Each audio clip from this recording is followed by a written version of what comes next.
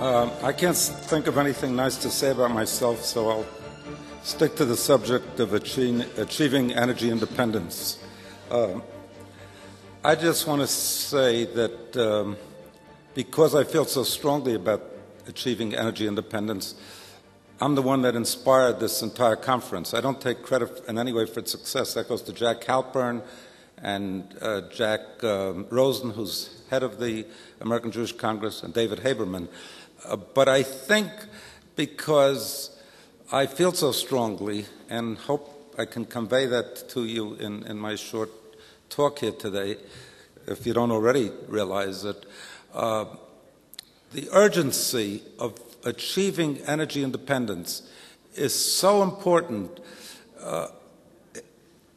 Every day we're at the risk of the world's economy is falling apart if something happens in Saudi Arabia and other unstable parts of the world. And we in the United States, we have 3% of the world population and consume 25% of the oil, the available crude oil supply of the world. So it's outrageous. It's outrageous that we don't have a real energy policy to address this urgent situation. In a sense, every day our military, our troops are at risk. Their lives are on the line, in large part because of our dependence on our total dependence on foreign oil from these unstable areas. So to me, why we don't have a Manhattan Project like we had with the atom bomb, or like we had with Sputnik when the Russians were going to beat us to the moon, when we spent money on everything. We spent money at MIT and Carnegie Tech and Stanford University just so we could beat the Russians. And to this day, we're the major beneficiaries of that effort because we developed scientists at that time and engineers that are producing great results for us today.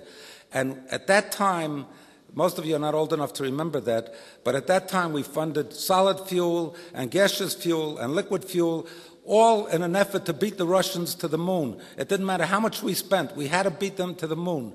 And in fact, we did ultimately. The joke at that time was we were shooting up rockets that were very small, and the Russians were laughing at us because they said the Americans will beat us to the moon when they can produce a man as small as an orange so that they can launch him to the moon. It was a real joke, but we beat them because we made up our mind how urgent it was. And the urgency of producing alternative energies, and not only at the edges with solar energy, because even if we make a big impact on a small part of it, which is the electric utility usage, we've got to deal with the transportation area where 67% of the usage is in automobiles and the motors that we use today. And it really kills me that I still have in my car today the same battery, the same size battery as my father had in his 1940 automobile. We had to put in some water once in a while. It's the same size battery. It's the same internal combustion engine that Ford had in 1900, over 100 years ago, and it's a little more reliable maybe, but it's still the same thing.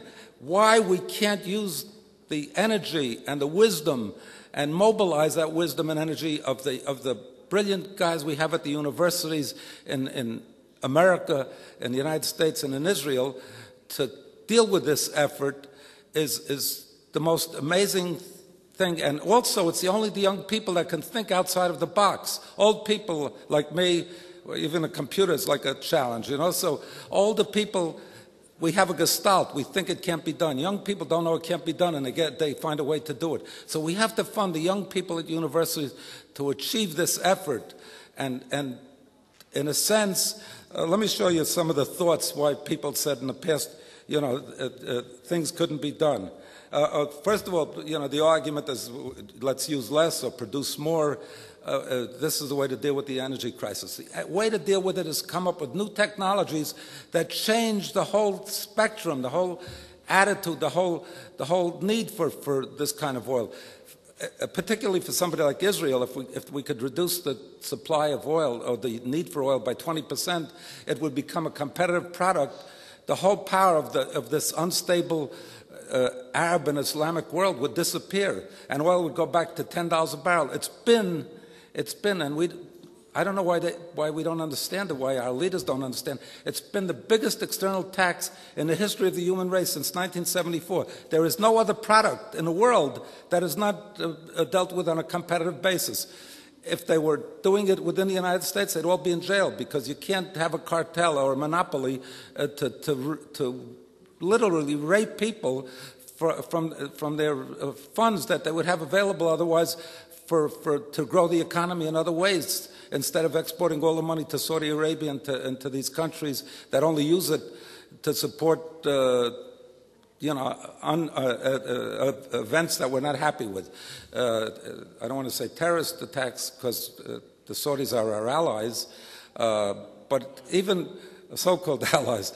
But they, the United States considers them. But even if they're our allies, the kingdom is in danger from being overthrown by these fanatics, Al-Qaeda and some of these fanatics, and could throw Saudi Arabia and our